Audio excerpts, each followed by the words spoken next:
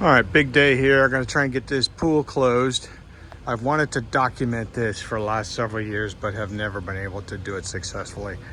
So let me step you through just the major steps here very quickly. Step one that you always take care of is to clean out your pool filter. Now I did that last weekend. I got a few clips. I'll talk about that briefly, right? I'll come back to this.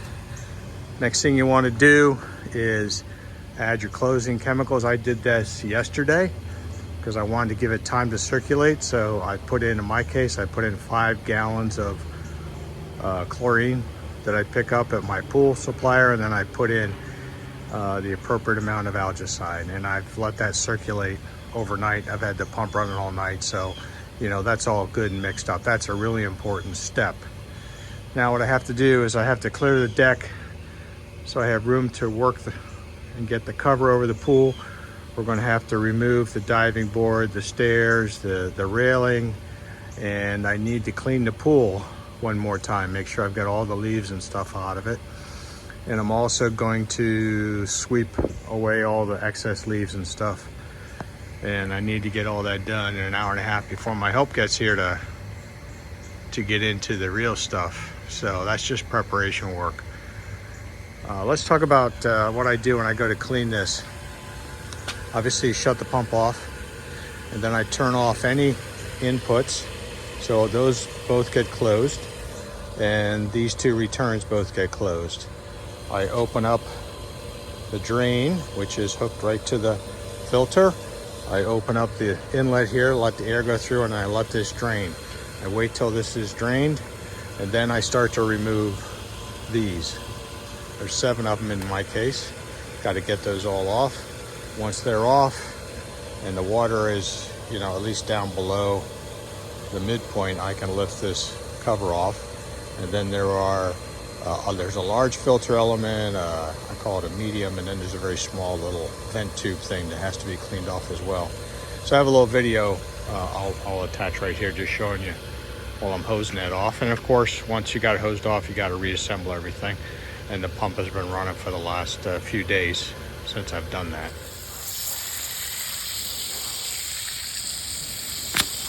So when you're cleaning these filters, make sure you only use a hose. You do not want to use a power washer because that's going to definitely damage your filter elements. It just takes some time. I start at the top, work my way down in general, and you'll get there.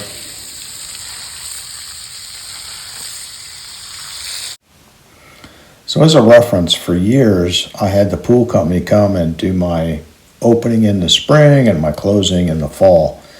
And when I decided to start doing it myself,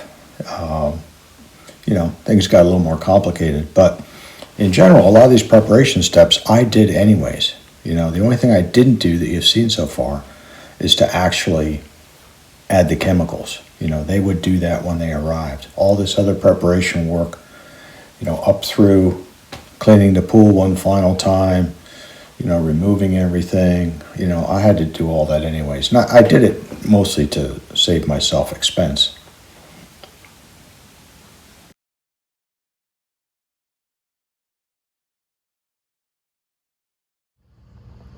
All right, so I have all my prep work that I discussed done. One more thing I need to do is my water level is a bit high, maybe about 1 inch high, half an inch. So I'm going to drain a little bit of water to get the water level down to what they call mid skimmer. That's right, so there's a mark on your skimmer that you're shooting for, and you probably know where that is.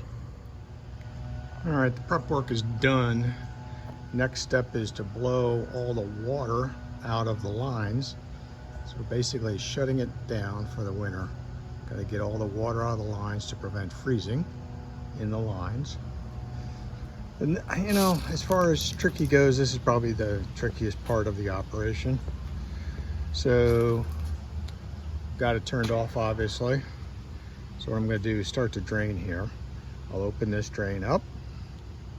We'll let the water start to drain out of the pump here, or out of the filter here. We can also open this up. I can leave, these valves open because if water's draining anywhere, it's back in the pool, which is what we want. So we'll open this up. once I open this, don't close it again until springtime when I want to open the pool. I've made the mistake of leaving that closed over the winter and it will freeze.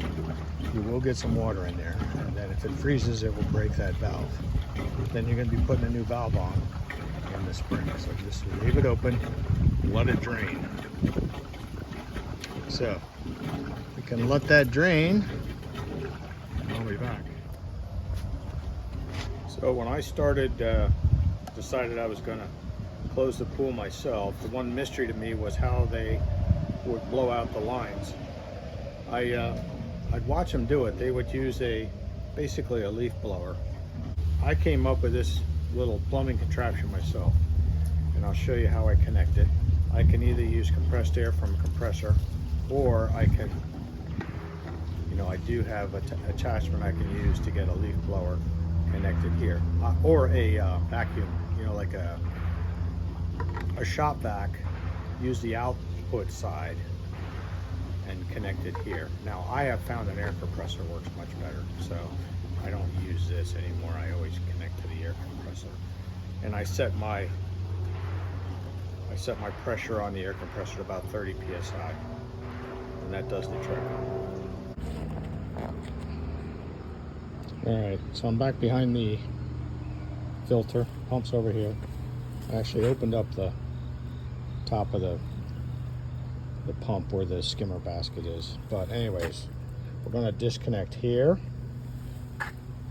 here, and here. And then once we have those three connections, we can actually move the filter away from this, and then we can connect our pipe to the outlet side. Right, this goes out through the heater and feeds all the the return of spa jets and stuff. So we'll start blowing air through that, and then those can be capped off. So that's what it looks like when you get those disconnected. You see I move the filter, I can move the filter, I can move the pump away, and I can get access to these things. And I'm gonna hook this up over here, and then I'll show you what that looks like once I get the air compressor hooked up.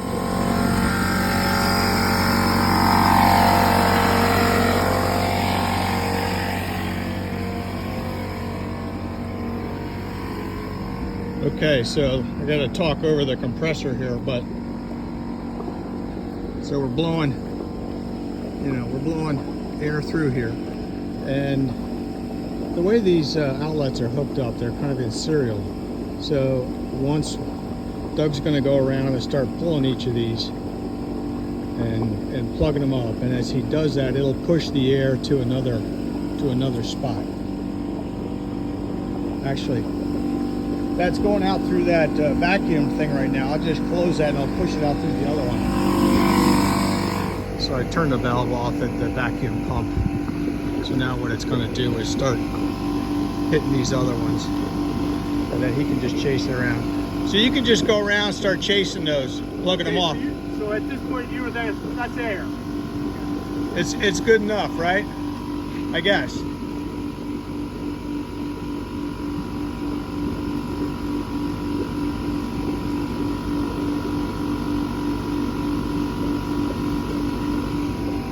Well, let's see, this one,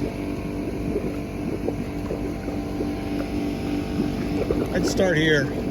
This one is blowing steady. I'm not sure how they're hooked up, but when you cap one, it'll push it to the next one.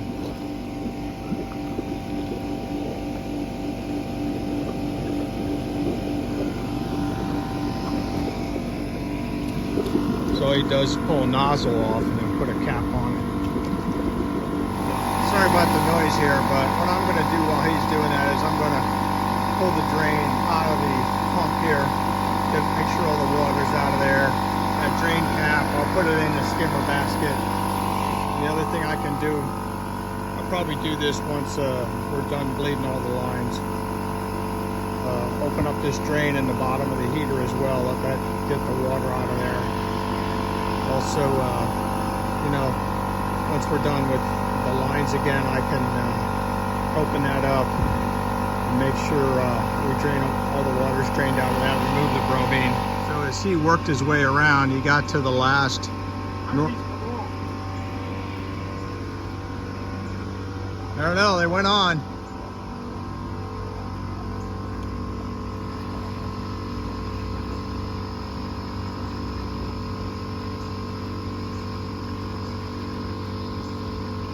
So when he got to the last one, he's replacing that. I opened up the valve for the spa jets to get some air going that way.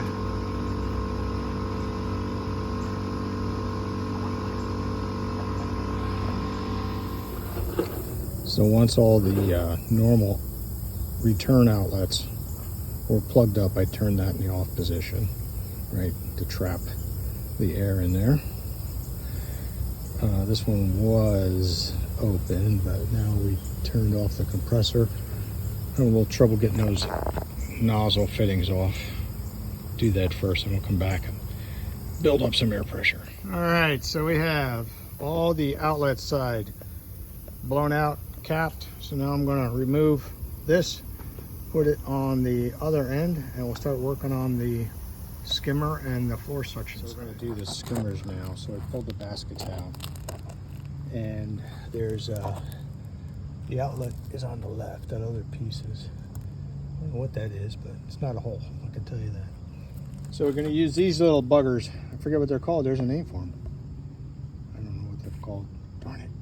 Anywho, they get screwed in, bottom here, and there's a little plug right there that I took out of the end. So this will get screwed in with the air running, and then once it's in there properly and we got all the water blow out of here. And actually, I think we can screw these in. We can screw these in right now. Yeah, that's what I'm thinking. Yeah, screw them in now, and maybe you want take those out. Yeah. Yep. And then cap one at a time. And then let the water just blow out of those things. Yeah.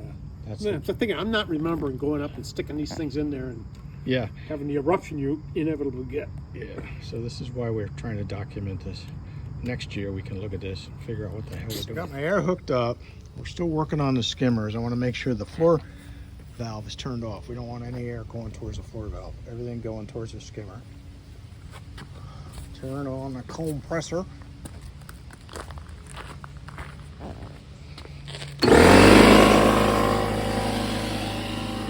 Should kind of see how the water coming out of the top there. And then it'll start to turn into a geyser. You know you're getting close.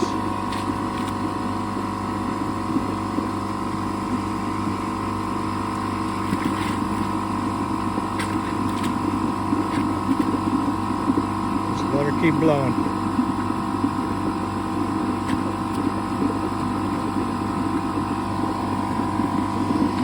Just can't think of the name of those things.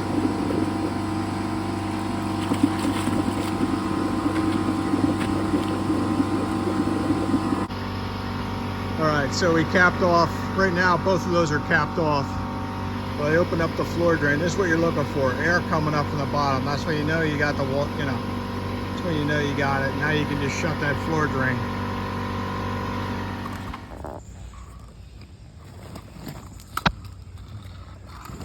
Alright, so once we got the drains all blown out, everything closed up over there on the pump side. Well, actually, I didn't put that back together yet, but I'm going to go around and start to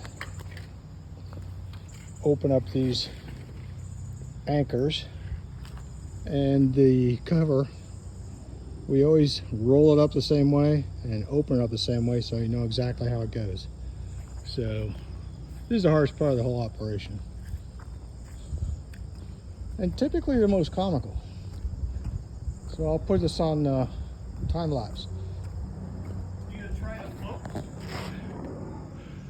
Okay, well I didn't start the video camera, but we got the cover on. It's honestly the most difficult job just because it takes a lot of energy. So, I don't know, if you've never done it before, you'll enjoy it the first time, but you'll figure it out.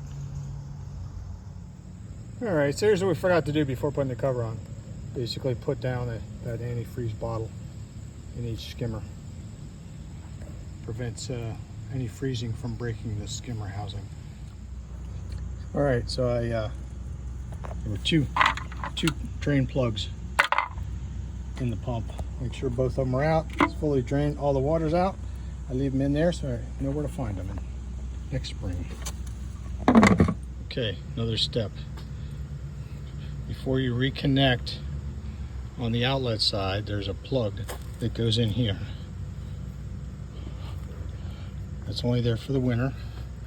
When you de-winterize in the spring, that's got to come out again. And we always take both the timer marks off, even though the main power is turned off right there. All right, forgot a couple things. One is I want to open this drain valve here. Assuming I can get my finger in there and open it up. I think I'll have to get a tool or something. Then I also need to drain the brominator.